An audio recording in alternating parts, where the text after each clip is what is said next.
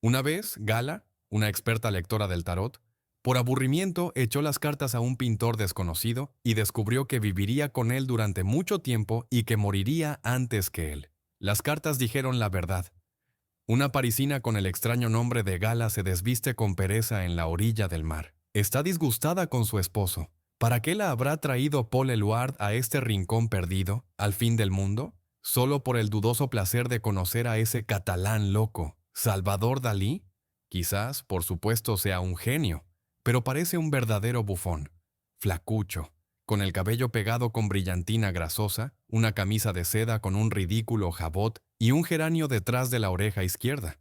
Y para colmo, puede echarse a reír durante una hora sin motivo alguno. Y ahí te quedas, esperando a que tenga la cortesía de detenerse. Dalí, conteniendo la respiración, observa a la mujer desde su ventana. Ella estaba de pie en la orilla, la reconocí por su espalda desnuda. Sus clavículas sobresalían, fuertes como las de un joven atleta, los músculos de la espalda, y la línea femenina y grácil de la cadera. El contraste se acentuaba por una cintura delgada, quizá demasiado delgada. El toque maestro. El pintor queda sacudido. La imagen de Gala se ha fundido de pronto con la de aquella muchacha rusa desconocida que tantas veces le había aparecido en sueños, y con el ideal de la mujer elegante que él había inventado y buscado por todas partes, y que al fin había encontrado. La realidad no le importa a Dalí. Todo ya ha sido decidido en su imaginación. Desde ese momento, Gala le pertenece solo a él. Apenas nota que junto a ella están su esposo y su hija Cecil.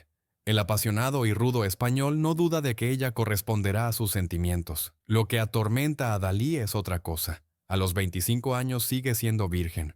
Peor aún, el propio pintor está convencido de que no es un hombre. Él y Gala caminan entre las rocas por las pequeñas caletas. Dalí le muestra sus queridos olivares y tiene miedo, miedo. ¿Qué fue, al final, lo que conquistó a Gala en ese joven tan extraño, que a cada momento caía de rodillas ante ella, jurándole amor eterno? Probablemente el hecho de que él realmente la necesitaba, como un ciego necesita a su guía. En una situación así a una mujer le resulta difícil resistirse. Paul Eluard, al despedirse, fotografía a Dalí junto a su esposa. Juntos parecen una madre joven con un hijo adulto. Gala es 10 años mayor que Dalí. Eluard ya no se opone a nada. La escena que su esposa ha armado le ha bastado. Se marcha de Cataluña y ella se queda. Hay una excusa más o menos decente. Debe cuidar a su hija que de pronto ha enfermado. Durante todo agosto de 1929, Cecil mira desde la ventana del hotel hacia la costa bañada por el sol, como una huérfana. Su madre, que ha cambiado los elegantes vestidos parisinos por pantalones cortos, una camisa y sandalias de cuerda, ríe como una niña y acaricia con ternura la cabeza de ese Dalí medio loco. Gala no es precisamente una enfermera ejemplar. Pasa con su hija enferma no más de 2 horas al día. Eluard se desespera, se pone celoso, le ruega, la amenaza, la implora en nombre del amor por su hija. Todo en vano. Gala ha elegido a Dalí y dejando a su hija con una suegra atónita, se muda a la tierra del pintor, a ese mismo rincón catalán, el pueblo de Cadaqués, donde las ventanas torcidas de las casas miran al mar Mediterráneo. Dalí, por su parte, ha tenido que romper con su familia. Su padre y su hermana, respetables burgueses españoles, no pueden perdonarle su relación con una extranjera casada. Expulsado de la casa paterna, Dalí no tiene nada que ofrecerle a Gala más que una cabaña de pescador, estrecha y pobre, en uno de los lugares más remotos y desiertos de la Costa Brava, sin calefacción, sin electricidad, sin agua corriente. Pero Dalí solo puede crear allí, entre los acantilados escarpados que conoce desde niño. Solo esos lugares alimentan su imaginación. Desde el primer instante de su vida juntos, Gala acepta sin condiciones una regla. Ella está bien donde su obra le va bien. Si reconoció de inmediato a un genio en él, es difícil saberlo. En aquel entonces casi nadie hubiera podido garantizar su futuro, pero Gala, con su diabólica intuición, percibió de inmediato en Dalí una personalidad fuera de lo común. Desde ese momento, el objetivo de su vida será cultivar esa personalidad. En el pequeño pueblo de Cadaqués, vestida como una pescadora catalana, la toman por una de las suyas. ¿Quién podría imaginar que en realidad viene de Moscú y que su verdadero nombre es Elena Dmitrievna Diakonova? Gala es una invención suya. La joven quería distinguirse de todos los demás. Estudió en la misma clase que Asia Tsvetáyeva, hermana de la futura poeta, y de niña le encantaba visitar su casa en el callejón Triokprudny. En uno de los sanatorios suizos, la joven Elena se enamoró perdidamente del igualmente joven Paul Eluard y, varios años antes de la Revolución, viajó a París para reunirse con él. Desde entonces no volvió a Rusia y apenas mostró interés por su país natal. Los comunistas, Lenin, Stalin, para ella eran solo palabras vacías. Gala tenía un don extraordinario, el de matar su propio pasado, ayudada por otro talento aún más raro, el de no mirar nunca hacia atrás y no arrepentirse jamás de nada. Te amo, Gala. Al despertar por la mañana, al quedarme dormido por la noche, a cada minuto repito tu nombre. Gala. Durante 20 años te he amado. Somos inseparables. Si alguna vez te sientes triste, búscame. Ese es el grito del alma de Paul Eluard, las palabras apasionadas que escribió en 1934, cuando su Gala ya se había convertido en la legítima esposa de Salvador Dalí. ¿Y Gala? Ella acepta el amor inquebrantable del poeta como algo que simplemente le corresponde. Ahora Gala ocupa el lugar de honor como la musa principal de la época. Su esposo es uno de los pintores más famosos a ambos lados del océano. Sus cuadros se venden bien. Su genio ya no se discute. Dalí pinta con frecuencia a su esposa y poco a poco el cuerpo de Gala se vuelve tan célebre como el de la Venus de Milo. Pero ¿por qué los periodistas de todo el mundo no se cansan de llamar a Gala y Dalí la pareja más enigmática del siglo? En realidad, no hay nada romántico en la apariencia de la gran musa del pintor. Gala parece demasiado terrenal, demasiado contenida. No es bella, no sonríe, no es una mujer de sociedad, siempre viste el mismo sobrio traje de Chanel. Para muchos, simplemente es una bruja que ha embrujado a Dalí con una poción de amor. ¿Cómo explicar sino el hecho asombroso de que él, un hombre rico, famoso y que por su aspecto podría ser su hijo, no la deje apartarse de su lado desde hace tantos años, como si fueran siameses? Gala está siempre junto a él, cuando trabaja, cuando cuelga sus cuadros en una galería, cuando diseña vitrinas o cuando responde a las preguntas de los periodistas. En resumen, sin ella no da un solo paso. Solo una vez en su vida ella no estuvo a su lado, y él casi murió. En 1936, en Londres, durante la primera exposición internacional surrealista, Dalí presentó su famoso chaqué afrodisíaco. Para recitar algunos textos verdaderamente paranoicos ante el público, apareció en la sala con un traje de buzo. Los espectadores no escuchaban sus delirantes discursos, se divertían viendo los gestos grotescos del pintor, que agitaba los brazos como una marioneta de feria. A nadie se le ocurrió pensar que Dalí estaba mal, que se estaba asfixiando. La llave del casco estaba en el bolso de Gala, y ella, por desgracia, se había ausentado unos segundos. La encontraron, por supuesto, y todo terminó bien. Pero qué escena tan simbólica, porque, en efecto, solo Gala poseía la llave del alma de Dalí. Quizás el secreto de su unión tan extraña era que Gala jamás contradecía a su marido y aprobaba sus locuras más desmesuradas. América, que adoraba al pintor excéntrico, terminó odiando a Gala después del famoso baile fantástico en Nueva York en 1935. Los invitados debían presentarse con disfraces inspirados en sus sueños. Y así Gala, tan conservadora para vestir, apareció con un enorme tocado negro diseñado por Dalí, en cuyo centro yacía una muñeca de celuloide que representaba el cadáver de un niño devorado por hormigas. La conmoción del público, por supuesto, fue indescriptible. Pero Gala, ni actriz, ni pintora, ni artista de vanguardia, se comportó con una serenidad impresionante, casi sobrehumana. Bruja, prostituta, vampira, asesina de niños. Fueron algunos de los calificativos más suaves que le lanzaron. ¿No se necesita acaso un gran talento para la abnegación, para convertirse voluntariamente en blanco de burlas, odio y escarnio, solo por agradar a su esposo? ¿Con qué mujer famosa le gustaría pasar una noche? Insistían los periodistas tras 5, 10, 15 años de matrimonio. Y Dalí siempre respondía lo mismo: con ninguna. Soy 100% fiel a Gala. Y aún añadía con orgullo: juro que jamás he hecho el amor con nadie que no sea Gala. Dalí repite sin cansarse que le debe todo a ella.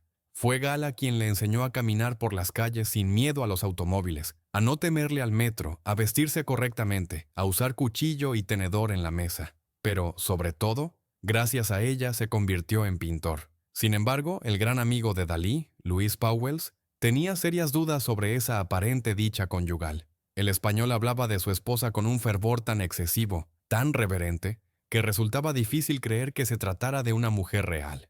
Cuando Dalí habla de su esposa, no creo que sea una mujer de carne y hueso, que existan mujeres así. Todo parece una farsa, un misterio representado, un engaño, cualquier cosa menos vida real, exclamaba Pauwels. La observación es aún más acertada si se piensa que en sus cuadros Dalí dotaba a Gala de todos los atributos de la divinidad. Gala Madonna, Madonna Gala, Leda atómica. En esta última obra, por ejemplo, Gala aparece como una diosa madre, a cuyos pies descansa la cáscara de un huevo roto. Dalí aseguraba que él mismo había salido de ese huevo. ¿Puede uno amar a una diosa o a una santa con un amor terrenal y humano? Dudaba Pauwels mientras observaba a Dalí en París, Londres y Nueva York, rodeado de un pequeño harén de bellas mujeres escogidas por él mismo, dispuestas a todo por el maestro. Dalí se burla de todos, concluía Pauwels. Gala está enferma, está infeliz. Escribirá el perspicaz Paul Éluard a su amigo, el poeta André Breton. ¿Será todavía celos? ¿Por qué habría de estar infeliz Gala? Su esposo la adora y ella lo venera. Además, ambos siempre supieron escapar de las catástrofes históricas, marchándose justo a tiempo. Durante toda la Segunda Guerra Mundial, por ejemplo, prosperaron en América y Dalí se volvió fabulosamente rico. Sin embargo, hay algo de verdad en las palabras de Éluard, aunque solo sea porque con los años Gala comenzó a dar la impresión de una mujer poseída. Algunos decían que el demonio de la avaricia se había apoderado de ella, y cuanto más ganaba Dalí, más la aterraba a Gala la idea de la pobreza. Tomó en sus manos las finanzas de su marido. Ella misma buscaba encargos, negociaba contratos, firmaba facturas. Gala era manager, representante y agente publicitario al mismo tiempo. Los malintencionados decían que su mirada era capaz de penetrar incluso en las cajas fuertes. Pero en los casinos, Gala arrojaba sobre el tapete verde todo el dinero de los contratos más lucrativos, y cada vez más a menudo perdía enormes sumas en la ruleta o en el blackjack. Por toda Europa corrían rumores sobre sus aventuras amorosas, casi siempre fugaces. Después de todo, no tenía tiempo para nada más. Una vez, en París, se encontró con el hijo de un antiguo amante suyo, Jimmy Ernst. Según Jimmy, Gala lo llevó a una casa de té rusa y, para su asombro, sintió los infinitos roces de sus rodillas y sus muslos. Gala lo instó con pasión a ir con ella a un hotel. Él se negó. «Eres basura, un monstruo», le siseó Gala, normalmente tan reservada, ahora fuera de sí. Los periódicos resonaban. El matrimonio más misterioso y duradero del siglo se desmoronaba ante los ojos de todos, sostenido solo por intereses comerciales. Pero la hermana de Gala, Lidia, que alguna vez visitó a Dalí en Francia, insistía obstinadamente en lo contrario. Jamás había visto a una mujer tratar a un hombre con más ternura y dedicación. Gala cuida de Dalí como si fuera un niño. Le lee por las noches, le da las pastillas que debe tomar, analiza sus pesadillas con él y con infinita paciencia disipa sus sospechas. ¿Dalí le ha lanzado un reloj al último visitante? Gala corre con gotas calmantes. Dios no quiera que le dé un ataque. ¿Podría esa valquiria codiciosa que describen los periódicos ser capaz de semejante ternura? Solo Paul Éluard, ya casado con otra mujer, comprendía lo que ocurría con su amada eterna. Pobre Gala. Se atreven a llamarte avara, pero yo sé que no eres avara por dinero. El dinero solo es un sustituto de lo que realmente te falta. La novela de Dalí, La vida secreta, dedicada a Gala, se publicó en julio de 1943. En ella, el protagonista enseña a su compañera los matices de un juego erótico inventado por él, capaz de producir placer sin contacto físico. Tras la publicación, Dalí confesó abiertamente que podía prescindir del contacto corporal y que incluso le producía repulsión. Y es que en el amor, Dalí era ante todo un pintor. Le bastaba con contemplar. Su imaginación hacía el resto. Añadía, claro, que Gala era la única excepción. Pero Paul Éluard, que conocía bien a Gala, seguramente adivinaba la razón de su infelicidad. Si Éluard había sabido valorar a Gala, esa mujer perfecta en el amor, podía suponerse que Dalí no necesitaba mucho de ese don suyo. Lo más probable es que el matrimonio del siglo, que tanto asombró a sus contemporáneos, se mantuviera precisamente gracias a un intercambio de roles, un fenómeno que la psicología llama incesto simbólico. Él, huérfano prematuro y tan infantil como muchos artistas, Amaba y buscaba en ella a una madre, y ella, en él, a un hijo. Ni siquiera su propia hija había despertado en ella el instinto maternal, mientras que Dalí, de una manera incomprensible, sí lo hizo. Toda su vida lo protegió y lo cuidó solo a él. En la década de los 60, en ese mismo Cadaqués donde habían comenzado su vida juntos, solo que ahora no en una choza, sino en un enorme palacio de cuento de hadas, Dalí instaló una especie de harén virtual y organizaba allí sesiones eróticas simuladas. Jóvenes y delgadas bellezas, semidesnudas, representaban para el maestro pequeñas escenas según sus guiones. Gala nunca era invitada, y eso no le molestaba, la preocupaba otra cosa muy distinta. Un día, Gala se encerró en su habitación con una bella amiga de Dalí, la cantante Amanda Lear. Sobre la mesa, Amanda notó cartas de tarot extendidas. Gala le preguntó por sus intereses y de pronto, con tono imperioso, le ordenó: «Júrame sobre un icono que cuando yo muera te casarás con Dalí. Él no puede vivir sin una mujer y perecerá solo. Y las cartas me han dicho que yo moriré primero». La joven se quedó muda, sin saber qué responder. Entonces Gala se dignó a explicarse. Le contó a Amanda que más de medio siglo antes, allí mismo, en Cadaqués, había echado el tarot de la misma manera para un pintor desconocido al que había ido a visitar, y que había sabido que viviría con él hasta la muerte. «Imagino que ya has adivinado quién era ese pintor», añadió con una sonrisa sarcástica. Después de la muerte de Gala, Salvador Dalí quedó literalmente solo, tal como ella había predicho. Gala murió en el verano de 1982, a los 88 años, en Port Lligat, donde ella y Dalí habían pasado la mayor parte de su vida. El pintor, loco de dolor, insistió en que el cuerpo de su esposa fuera embalsamado y trasladado al castillo de Púbol, aquel que una vez le había regalado como el palacio de su soledad. Allí descansa, en una tumba revestida con mosaicos diseñados por él mismo. Después de su muerte, Dalí se derrumbó.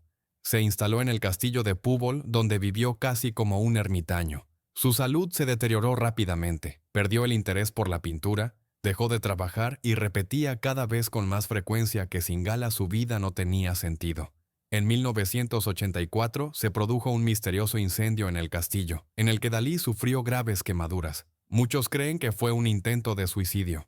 Pasó sus últimos años en Figueres, en su propio teatro-museo, donde murió en enero de 1989. Según su testamento, fue enterrado allí, bajo la cúpula del museo, a solo unas decenas de kilómetros del lugar donde descansaba Gala. Dalí vivió sin su musa casi 7 años, exactamente como lo habían predicho aquellas mismas cartas del tarot que, mucho tiempo atrás, le había echado la joven moscovita Elena Diakonova, quien para siempre se convertiría en Gala.